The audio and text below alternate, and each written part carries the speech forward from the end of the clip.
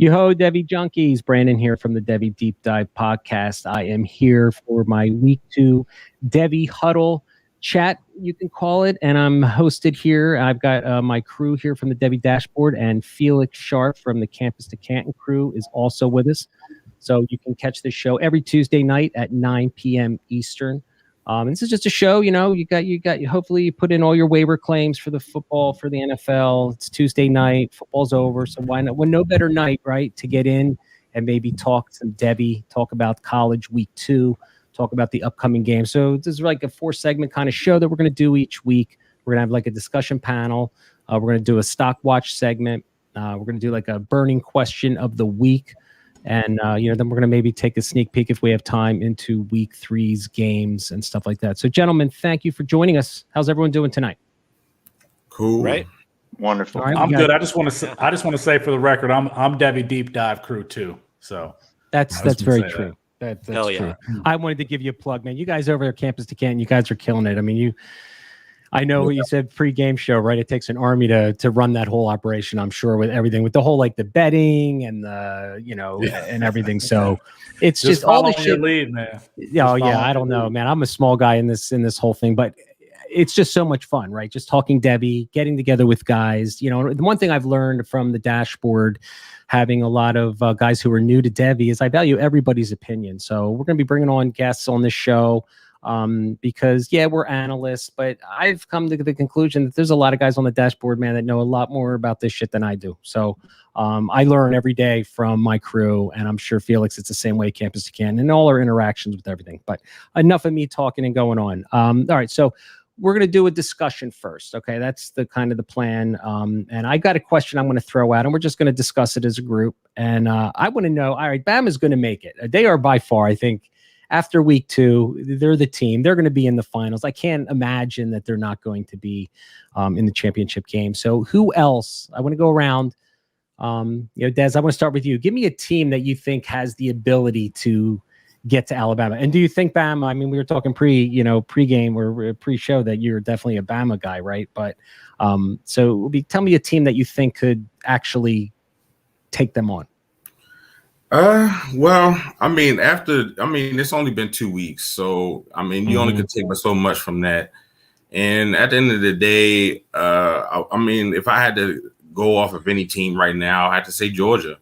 I really like how their defense had played the first week. They came out the second week, even without what's the quarterback? JT Daniels. And they still went out and played. They probably, I forgot who they played, but they went out and they handled business. So I feel like right now you can say that because you look at the other top teams like the Clemsons and the Oklahomas of the world, they had a little shaky first couple of weeks. So I would have to say them after 2 weeks. Yeah, well, you know what? We say it in the NFL, defense wins championships. I still believe that. To this day, that defense wins. So, Georgia's got obviously one of the best defenses in the nation. So, Felix, who are you thought? Like, what team do you think could, what team do you think is going to get there? Yeah, early on I had Oklahoma, Georgia, and Alabama in the playoff. And I think I had Clemson in there too, but I don't know that it's going to be Clemson now. I don't know that they're necessarily firing on all cylinders. And then you had to consider Iowa State and Ohio State to be candidates also.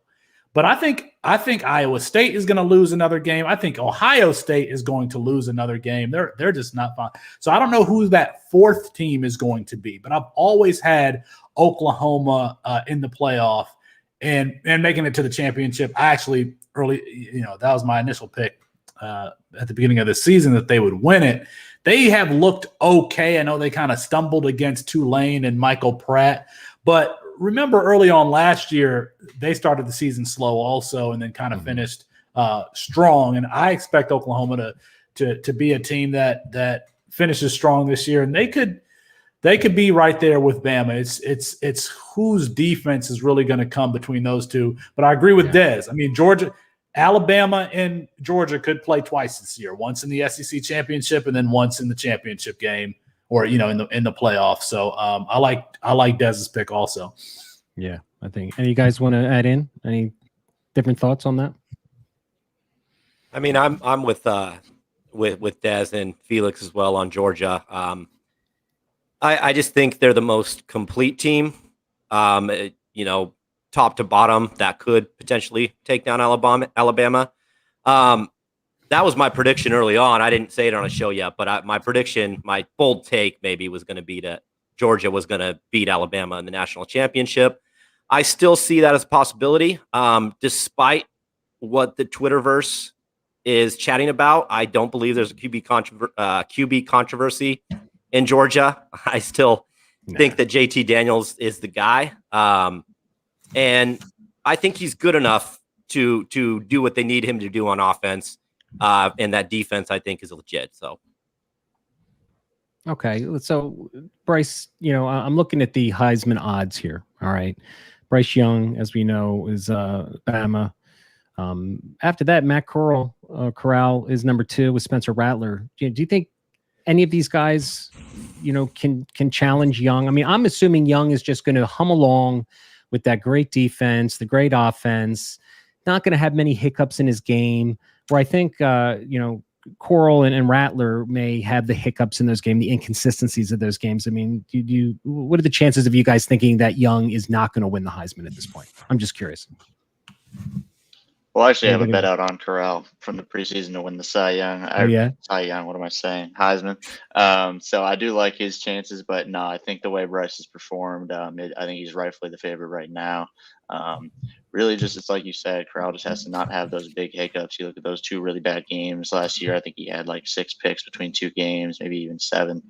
Take out those 2 games, though, his stats looked Heisman worthy. So we'll see what happens. I think part of it is that with that Ole Miss defense, some more is going to be put on Corral's arms, so he might have the opportunity to put up bigger numbers, whereas Bryce Young can just kind of ride it out. They've got a good team all around, good run game, good defense. So I think that's how it has to go, is Corral has to be forced to put up those big games and just not make those big mistakes.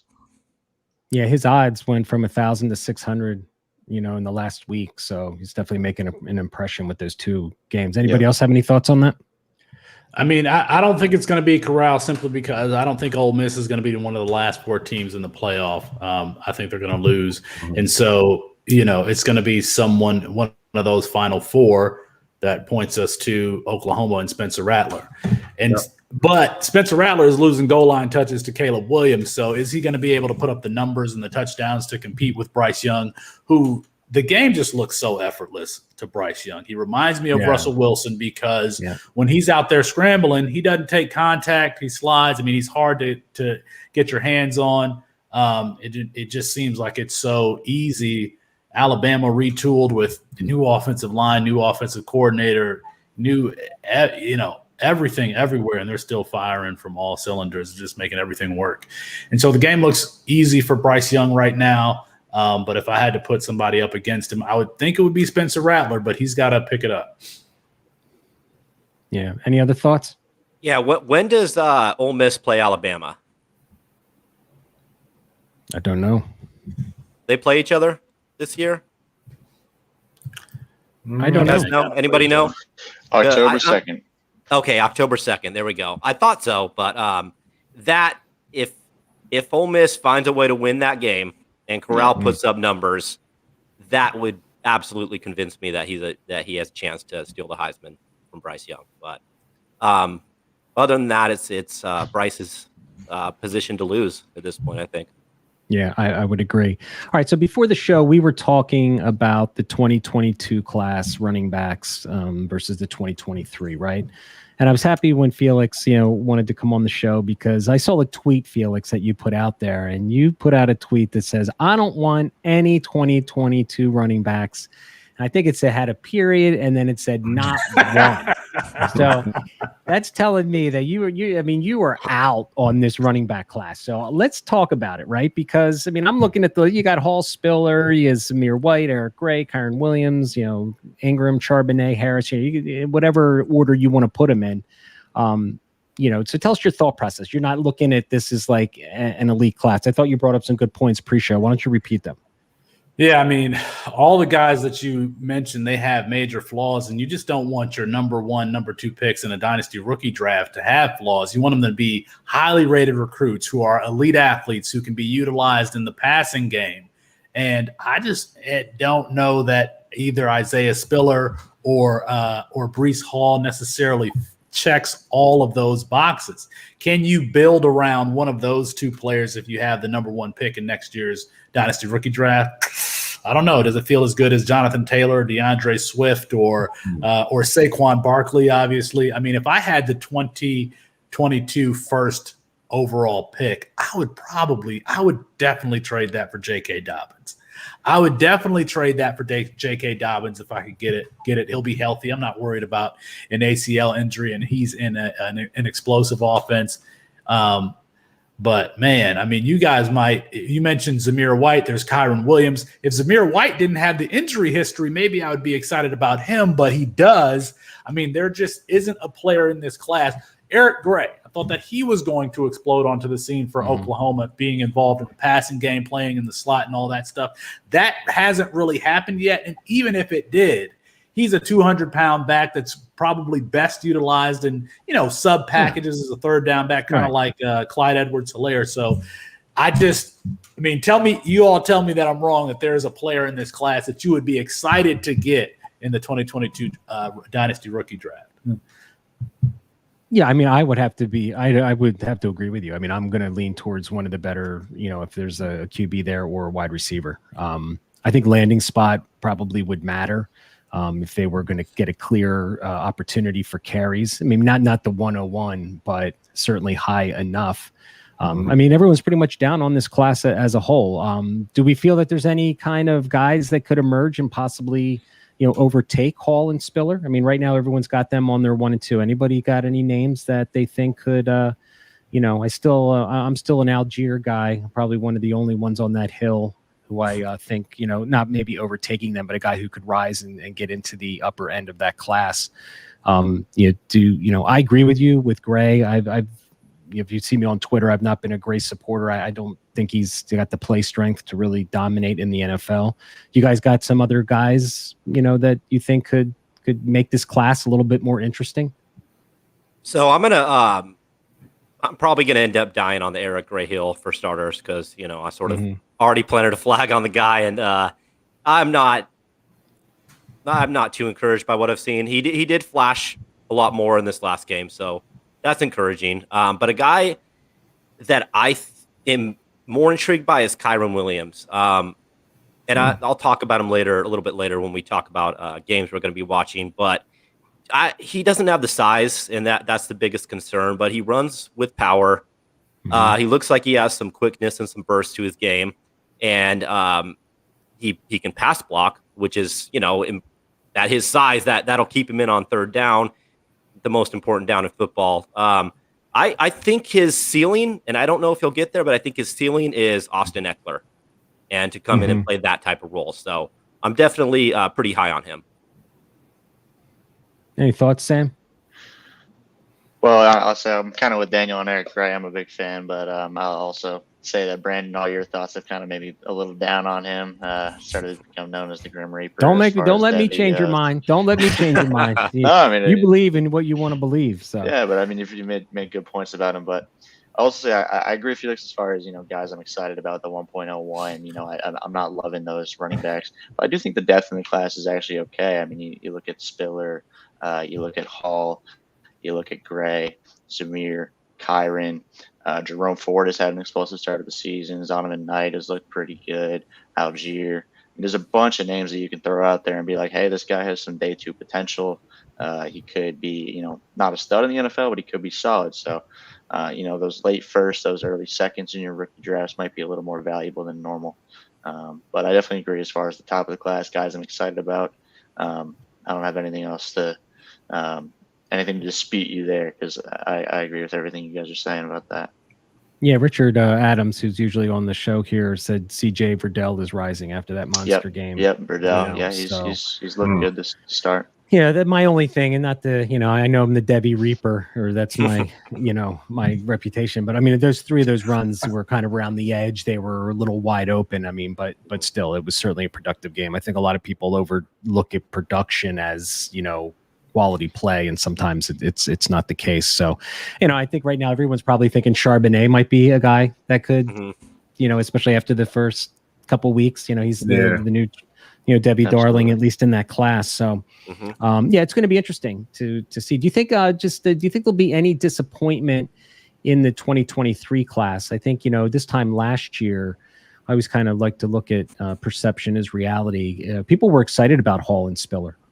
And now the shine's kind of fallen off. I mean, do you think that this time next year, if let's say, Gibbs and Bigsby have okay seasons, but not like great seasons? I mean, Bajan's always going to be up there with Bajan, right? So I think looking at him each week, he is by far the most talented of all of those backs, right? But I mean, there could be a chance too that the shine falls off those two backs. Or do you think they're going to remain their value as what it is throughout the season? I don't know. I would have any of those top three at least. 2023 running backs over anybody in 2022. I think Jahmyr Gibbs, and they're playing well.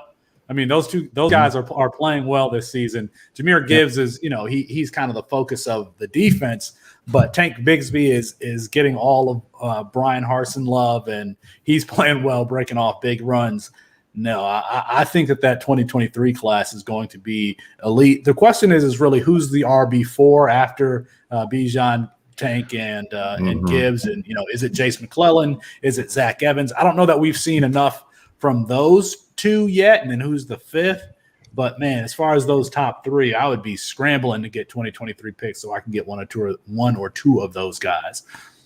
Yeah, I think you're right on that, because I'm like looking at my dashboard right now, and you're right. I mean, I'm waiting for McClellan. I'm waiting for Milton. I'm waiting for a guy we're going to talk about here. With in our burning question segment, a guy too. Trey Sanders. But I think that's a very top heavy class right now. Where Sam, I thought, brought up a good point that the 2022 class may not have that elite talent, but the guys that might make it to the Kenneth Gainwells, like to the Eagles and stuff, guys that might contribute to our rosters. But like you said, Felix, after Robinson, Gibbs, and Bigsby, I think right now it's got to be kind of Zach Evans, the way he's performing the first 2 weeks, and after that, I mean, it's not looking pretty at all. So for that reason alone, they may hold their value, right? So yeah. All right, let's go to the segment watch segment. We're going to go around and we're just going to talk about guys, whether their stocks went up and down through the course of the first 2 weeks. Everyone loves hearing names of their favorite players especially when you got them on your dynasty, on your Devy rosters, right? So, Sam, let's start with you. Who's your stock watch segment player? Yeah, so I'm going stock down on a guy I was somewhat high on coming into the season. That's Utah State running back Sincere McCormick. He's had a couple productive seasons back to back, over 1,000 yards in consecutive seasons, bunch of touchdowns, getting all the work, looking pretty good with it. Being effective in the passing game, not just catching out of the backfield, but actually running routes.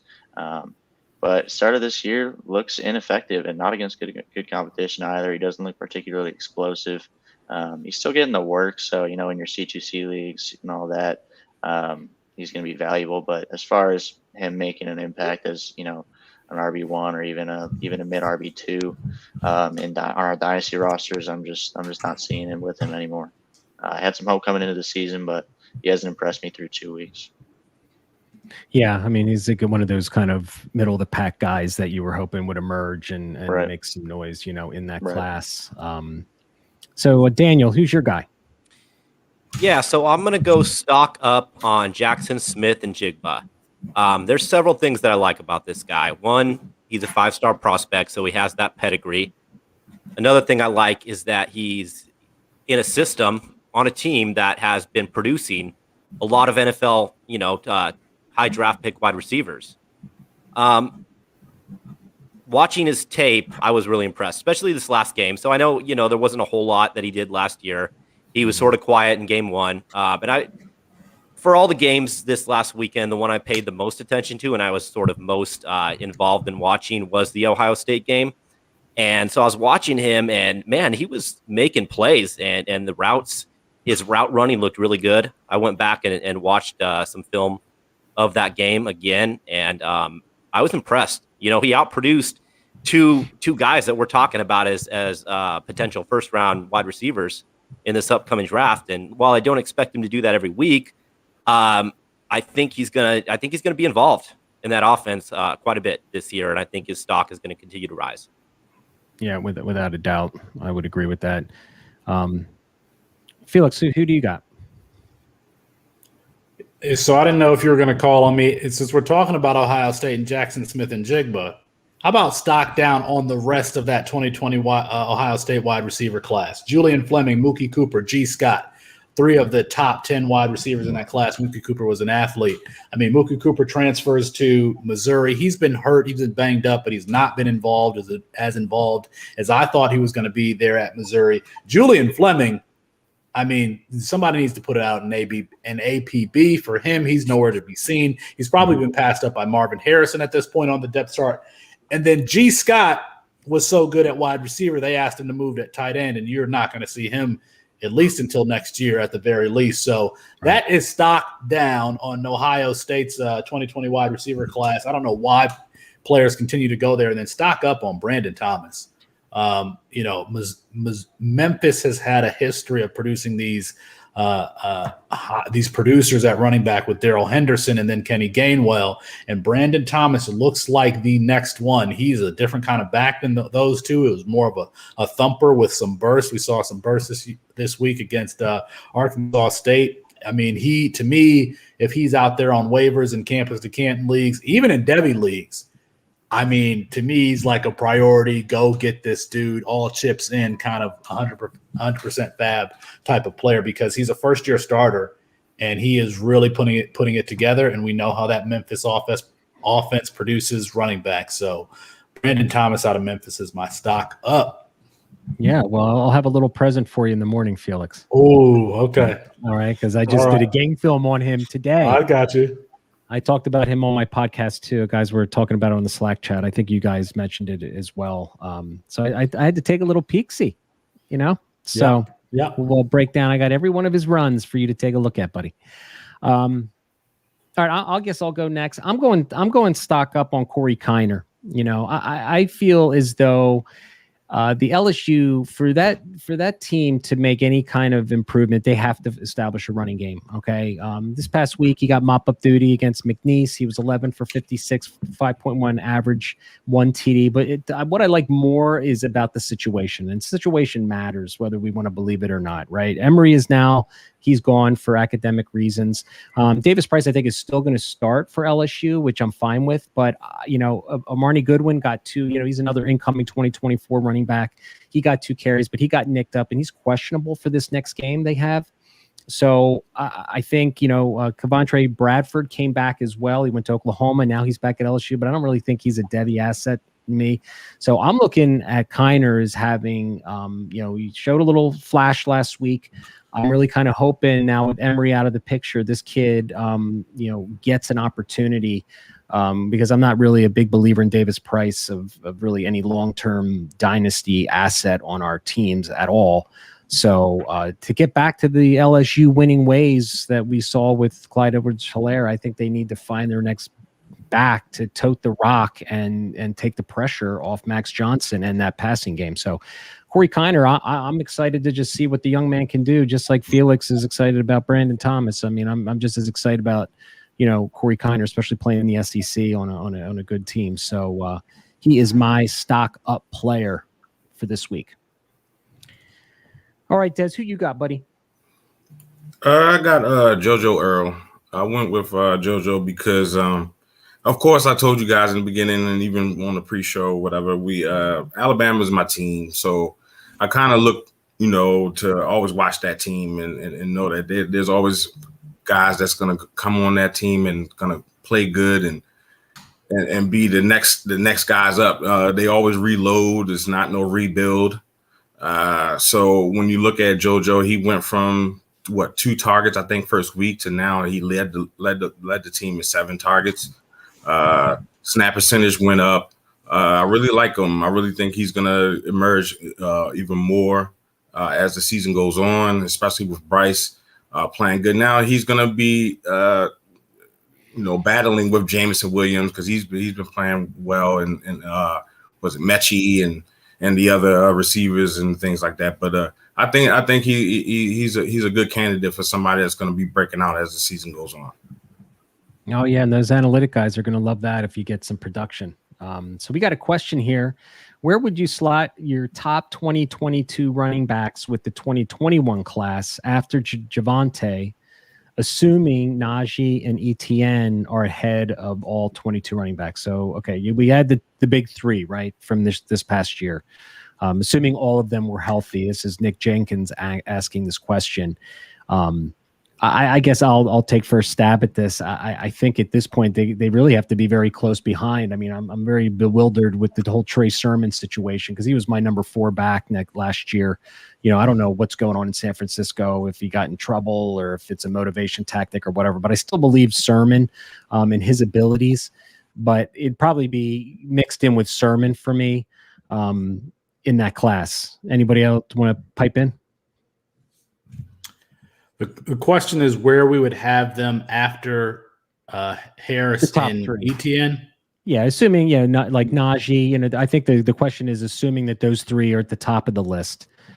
After them listening to us poo-pooing the 2020 class, where would you, or maybe even not? Maybe he's wondering, would you insert Breece Hall ahead of Javonte Williams? Or I personally would not. I thought Javonte Williams, I like his whole mojo and his size and physicality. I love that, but.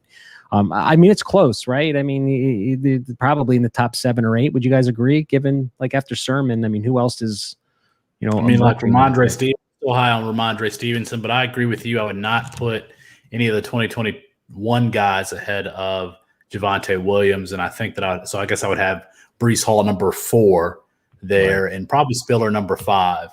But I'm trying to think of who I would even put 6. Maybe Sermon, who was a healthy scratch. Right. So I might if Breece Hall is my top 2021 guy at this moment, I would consider putting him ahead of Etienne. And it's not because I don't believe in the talent of Etienne or that he'll, come back healthy from this injury, but that situation in Jacksonville is a shit show and it scares me. I mean, if Urban Meyer is going to be coaching that team for a while, which I don't know if he will, if he leaves next year for a college team or if he ends up getting fired, but I just I don't have much confidence in that offense or their ability to utilize their playmakers. Yeah, not to get off topic here, but I mean, do you see all those tweets about him possibly taking the USC job? I mean, you don't think that's going to happen? I mean, I don't really know this guy. I don't really track his history or what he's all about. I mean, if he's looking at that Jacksonville situation as a shit show, as you just claimed it was, Daniel, does he be like, you know what? Instead of me, trying to do this for 2 years and I'm an utter failure, now if I bail, I'll look like an ass, but at least now I won't have that, track record of being a failure. I mean, is that at all like a possibility, or is that all just bullshit? I think so. I think it's nonsense. Yeah, I agree. Yeah, agreed. Okay. Well, people trying to make a story. Yeah. All right. So everyone got their stock up, stock down, right? So, all right, the next question. So I kind of do a burning question of the week to have some fun. We're going to do, so I said, okay, it's only week 2. But I'm starting to get really concerned about this player. All right. And I'll go first, and it's Marshawn Lloyd. I'm so devastated still that he tore his ACL. I know it's only week 2. I guess I'm maybe a little impatient. I was expecting more, but he got 7 carries for 21 yards this past weekend. But I'm just starting to get nervous. I'm not really hearing anything good about him in the news. I think he's going to be in a huge timeshare. I think the whole South Carolina team sucks. I just don't see any explosion on that team. So, I mean, I had such high hopes. I got him in almost C2C league, and it'll break my heart in 2 if this guy doesn't pan out, because I mean, I watched a lot of high school film over the last few years, and I really always liked what I saw with him and his footwork and his ability. And I mean, I will be very disappointed. I'm hoping he's just coming late to the party, coming off that ACL. They're working him in, but I watched all 7 of those carries, and I wasn't impressed with any of them. So as far as making any guys miss, and maybe he's still not confident on his knee or whatever, but he's one guy that if it doesn't pan out, I will be sorely disappointed. So anybody hear anything more on Marshawn Lloyd to want to pipe in at all? It's a 3-headed monster now there with Quandre White and Kevin Harrison and Lloyd. So on a bad team. So yeah. I was hoping, I know Kevin Harris, which I really didn't like when I watched his film last year a whole lot. But I was really hoping Marshawn Lloyd would come in and, give me something, so it's still early, but that's just the guy that I'm really concerned about heading into week 3 of college football season. So Des, who was your guy? It's really not really a concern, really, or any kind of thing, but it's just with CJ Stroud. I just think that he comes out there, he has a lot of pressure on him. Playing for Ohio State. With Ewers there, McCord there, he comes out, starts off really slow sometimes. Back-to-back weeks, he showed that he started off a little slow. Come back, played good. He came back and made it a game, to be honest with you, against Oregon. And then, had the costly turnover at the end, overthrowing his receiver. But I think with that, it's that's my concern. I think is the pressure going to be too much for him for him to be, a productive quarterback this year? Or is the Ewers and McCord, looking over his shoulder, is it going to be something that's going to be throughout the season that we're going to continuously talk about if he comes out and starts off bad or just doesn't play good? I think people are, got to give him a little bit more time, but it's certainly, listen, I've talked about it on my podcast too, and I've put it on the Slack chat all the time, the pressure this kid's under, and I have this little saying called intangibles matter, right? We just expect these kids to be able to handle the moment, the pressure, the lights, the big, national TV, the big primetime game. And, we don't know what's inside their head. We don't know how mentally strong that they are as individuals to be able to put that aside and focus on the job at hand. So I think intangibles matter. And, you're absolutely right. If there wasn't anybody behind him where he knew he had the full confidence of the entire coaching staff, I think behind him, and it was okay, this is your team. There's really nobody behind you. We would never bench you for anybody else. You're our guy. But you're absolutely right. This guy's every incompletion he throws, what is he thinking about? So I agree. It's going to be an interesting thing to see, how he continues to improve. I think he plays good. To be honest, he starts off really slow. To be honest with you, he has some overthrows and things like that where it's really kind of shaky. But I just think that if you go off of Twitter or anything like that, it'll make you think that he's playing terrible. And honestly, I really don't think he does. I just think just the pressure is kind of getting to him maybe a little bit, and then he can kind of settle down and get more involved as far as the season goes on, and then hopefully kind of Ohio State kind of bounce back. But their defense is horrible, so I don't know. Yeah, he's going to be throwing the ball a lot, but I don't think we can give up on Stroud. I think we have to give the man some time, let him settle in. Sometimes it just takes longer for guys to find their groove. So I'm not sure I'm hitting the panic button yet, but look, I agree, because we just expected brilliance, just like Bryce Young. We expect the flawless performance, which we're not getting with him, or DJ at this moment. But got to give these kids some time. I call them kids because I'm an old man. So, Felix, did you have anybody that in week 2 you're concerned about? Yeah, I've actually got a couple of players, but I'll just give you one.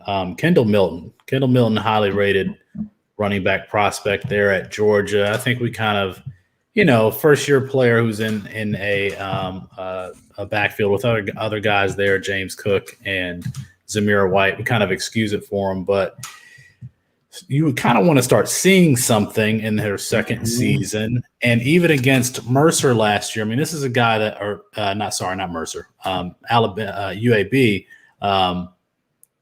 8 carries for 26 yards, averaging 3.3 a carry.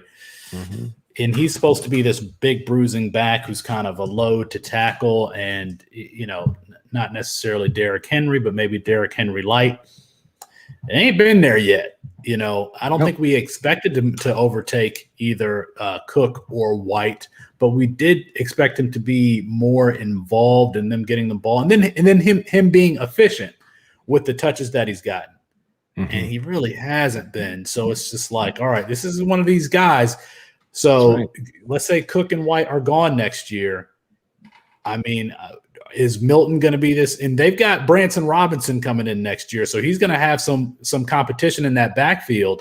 And Dejon Edwards isn't bad either. So, are we going to see this one final explosive season from Kendall Milton next year if he doesn't do it this year? I still think he can do it, but I'm a little concerned about Kendall Milton.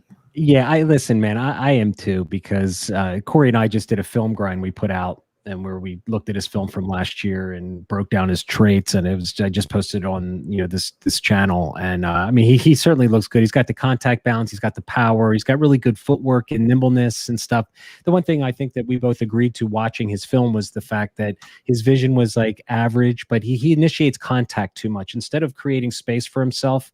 It was the one thing that we noticed. He would go into contact and he would try and use his physicality to win versus trying to maneuver and manipulate a defender. So we'll have to see. But I think that's a great one, Felix, because I've got a few shares, and like I got freaking C2C teams, man, with Marshawn Lloyd and Kendall Milton, and I'm like, I'm dying over here. You know what I mean? I'm like, holy shit, come on, guys.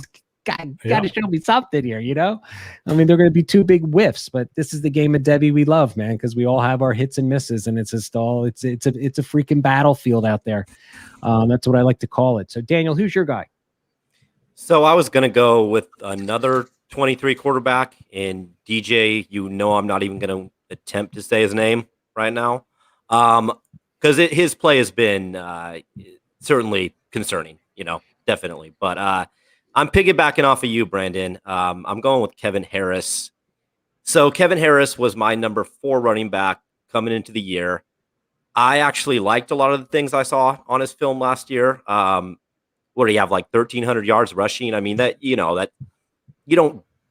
doesn't just happen, especially in a good conference. So I like his size, but this whole back thing, whatever's going on with his back, is getting me really concerned. That and like I think what somebody said, I think it was you, Sam, that they have a 3-headed attack now at running back. So that's everybody's worst nightmare, is that 3-headed rushing attack that can't even get one guy going consistently. So I'm definitely concerned. I hope that he heals up. I hope it's not a lingering issue and we could see a little bit more of what we saw last year. But I'm not holding my breath at this point. All right, so I got a question here from Drew Christian. It says, my dude, Brandon Thomas, Memphis running back. Anyone watch him yet? If so, any thoughts? I had Rock Taylor's the next Memphis guy, but now Brandon Thomas is showing up first. So I guess maybe he didn't catch the show earlier, but did you get to see that film at all, Felix? No, I haven't seen it. I mean, I watched that Arkansas State game, but I haven't got to see your film yet. And I was just looking. I mean, I think that Brandon Thomas in 2 games has more yards in just 2 games than Kendall Milton has in 2 seasons. And it's going to be really interesting to see how he stacks up with that 2023 class and where he's placed, because he's obviously going to be more productive as the lead back in that Memphis system, and he's going to get more opportunity than a guy like Jace McClellan early or Kendall Milton early. Yeah, Jace McClellan, he's another one we could talk about too. It's just you want to see him just take that step, take it away from Robinson, just be the guy and say, you know what, Robinson, this is, they have to give me the ball because I look so good. So I did watch the Brandon Thomas film. He had 3 very, very long runs in that game. So the kind of, I think, inflated his stats there, but I'll let you guys be the judge tomorrow when I put it out on the Slack chat. So Sam, did you give us your guy yet? I have not. So I was Okay. originally going to go basically with piggybacking off of what Felix was saying earlier about the 2022 RBs. A little concerned about them, but since we talked about that, I'll pivot. And for the guy I'm going to talk about, concerned is a little bit of a strong word because I still think he's a good player and I think he'll be fine. But Treylon Burks is hanging on to tier 1 by a thread for me because when I watched his tape from last year, my 3 biggest issues with him were inconsistency, intermediate route running in particular, just that he didn't get many opportunities there, so I couldn't evaluate it, and some drops. Through 2 games, he has not produced. He's gotten 80 yards in those scores through 2 games, not against good competition either. He's had multiple drops, and I still have not seen effective intermediate route running from him. So Burks needs to work on all 3 of those things in order for him to stay in tier 1. Garrett Wilson and David Bell are both ahead of him for me as far as the 2022 wide receivers go. Still think he's going to be a solid player. You know, he's a talented athlete, and he should bounce back from what he's been doing so far. But he definitely has to pick it up a lot if he wants to stay at the top for me. Yeah, you know, it's interesting because, we talk about the Twitter echo chamber, right? Sometimes, which can inflate, I think, values of players. And I was interested because Treylon Burks went from being the number 3 and 4 to the class within a month and a half, just all of a sudden vaulting to everybody's number 1. I know. And there's very influential people, out on Twitter. One guy will put out there, the Treylon Burks, and all of a sudden it just the whole. So it's one of those things where I'm learning. I try not to get caught up in that, and you try and stick to your analysis. So I applaud you for that, Sam, because I mean, you look at so many lists right now, and it's like Treylon Burks, and look, it's a horse race to the end, right? But that production's not there. I mean, that team, KJ Jefferson just doesn't look like he's going to be that dynamic passer that is going to be able to support the production that, especially analytics guys and all that stuff are hoping for to bank, giving them a good a good grade on that. So yeah, I mean, especially like David Bell killing it and stuff. But I try and take out the noise and focus on watching the film and looking at their skill set. So, I applaud you on, that selection because, I mean, do you guys agree? Is there a chance he could fall down the ranks? So I think that the thing that Treylon has going in his favor is that he's got that size, speed build, that he's that specimen that I think is going to kill it at the combine, regardless of what he does the rest of this year. And I think, from a scouting perspective, I'm certainly not even close to that realm, but I think, teams might be willing to overlook some of that lack of production based on his situation. His situation is just not good. And KJ Jefferson is just not good enough to utilize him, or that, the whole coaching staff is not utilizing him the way that I feel that he should be utilized. So, but I do think those physical attributes will be the thing that keeps him as the wide receiver 1 if that ends up happening. Yeah, I don't know. A healthy Pickens. I don't know who I'm still such a Pickens guy. I know he's got the mental thing, but I'll tell you, when that guy's healthy, he's an alpha out there. He's a difference maker. So, yeah, but there's a lot of guys in that class. I mean, I was watching some mocks now, and the Chris Olave is still up there in a lot of mocks going early. I mean, he's so Garrett Wilson. Yeah, Garrett Wilson. He's my guy. Yeah. So it's interesting how separate I feel like the NFL draft community and the Devy community are on Chris Olave. I feel like, for me, I feel like most of the Devy people I talk to don't consider him really a tier 1 guy. There are some people, but most are like, it's Wilson, Bell, and Burks. And then I see him, like you said, so many NFL mocks. He's the first guy taken or second guy taken. It's I feel that way with Tony, right? Kadarius Toney. Right. He was getting mocked in the first round last year all the time, but the Devy community was kind of like, really? I mean, it's 1 year production, a senior, the analytic guys hated his guts, because the numbers didn't work and all that. So, yeah, I mean, that's those guys, usually kind of get it right though, sometimes more likely than not. So, all right, man, let's talk about some games coming up this week. I'm excited to watch the Penn State game. I'm a Penn State guy. I'm going to take Richard Adams was going to talk about this game. I'm just continuing wanting to see Dotson improve. I'm interested to see if there's any viable dynasty asset in that running back rotation with Noah Cain, Lee, Ford, if anything. I mean, Noah Cain, they're giving him the opportunity. Theo Johnson, I'm still kind of waiting. He did have a touchdown last week. I'm still kind of waiting for a breakout. They're my hometown team, so I think I'm going to continue to really go with Penn State right now as far as the game, against Auburn. It'll be a really good test for them, going forward. So Penn State game is the one that I'm looking to watch. Des, what game are you looking for? Come on, man. You put Alabama? Come on, man. Get off the Alabama shit. Come on, man. Yeah, you gotta like shift gears, man. No, but actually, to be honest with you, I really prefer the move. Anthony Richardson is able to play. He's in the first couple of weeks. He's one of my guys that I and looked at and have been surprised about him this year, because I really didn't think he was going to come on this strong this early. He did get hurt last week, I think. But so I don't know if he's going to be able to play this week. But he's been very interesting as a Devy guy for me. I have him in the CCC league actually, and I grabbed him very, very late. Really didn't know who he was. Well, lucky so you're looking forward to see Florida play. You do have Emory Jones, who's been in. You hear me? Sorry, Des, I'm going to mute you, dude. Your audio is kind of going in and out, so we'll come back to you and finish that up. Daniel, what do you got? I'm going with the Purdue and Notre Dame game. So really, I'm looking forward to this game just to watch a few guys that I really like.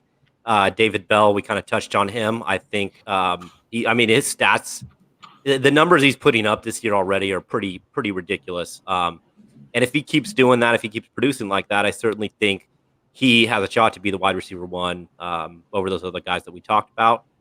And on the Notre Dame side, Kyron Williams, I kind of touched on him earlier. I really liked his game.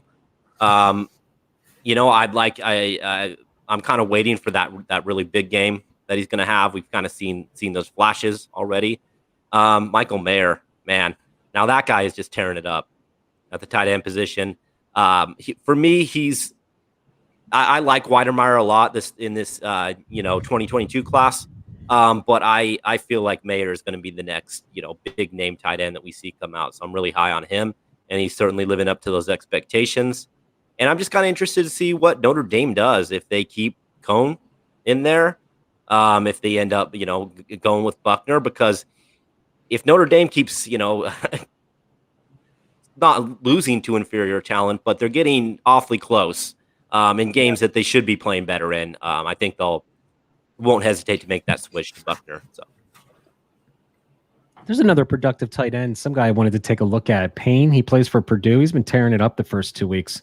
I don't know what kind of recruit he is, but he's been playing really well for Purdue. Not that anyone cares really about tight ends. So, but Sam, what you get? It looks like you got the UNC Virginia game here on the list.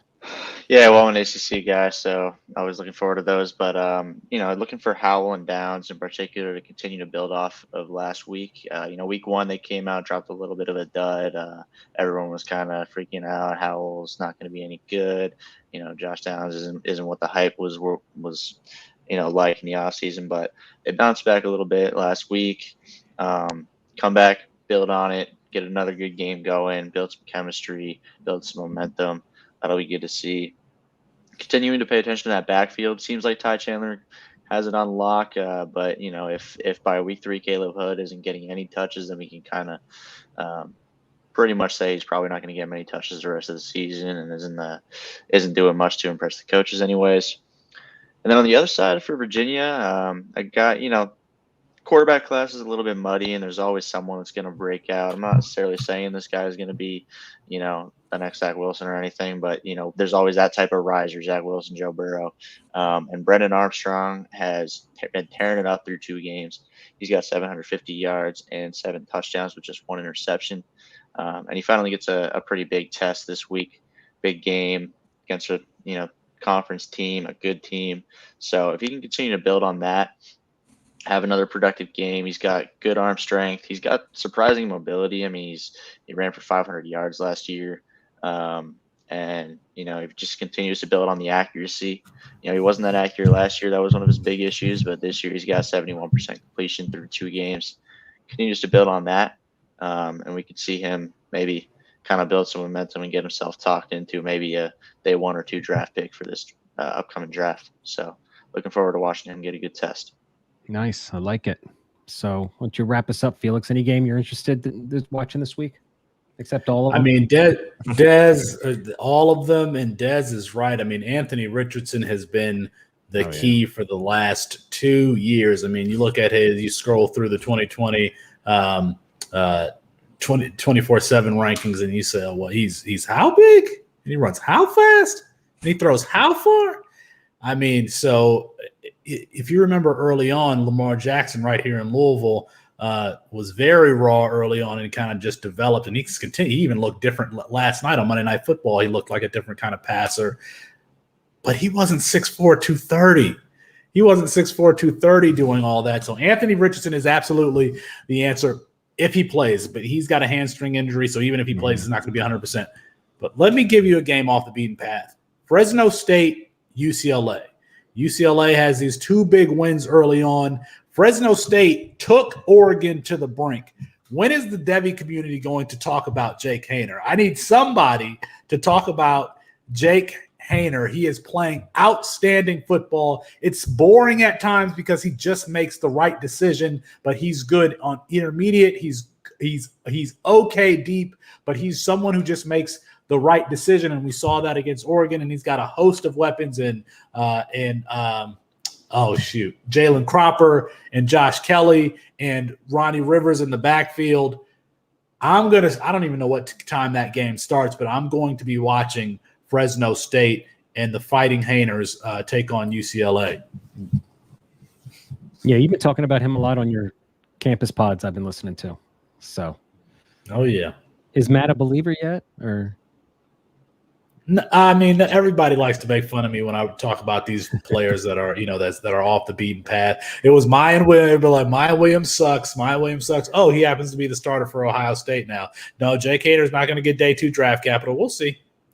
Yeah. Well, Zach Wilson last year, so. Yeah, I know you. I got to give you props, Felix. Wilson was your guy. So you're going to the well again on a QB. I like it. We're gonna, hey, look, we all have the guys that we love, right? That we believe in, whether it's right or wrong, and it just doesn't. There's no wrong. If you love a guy, screw it, man.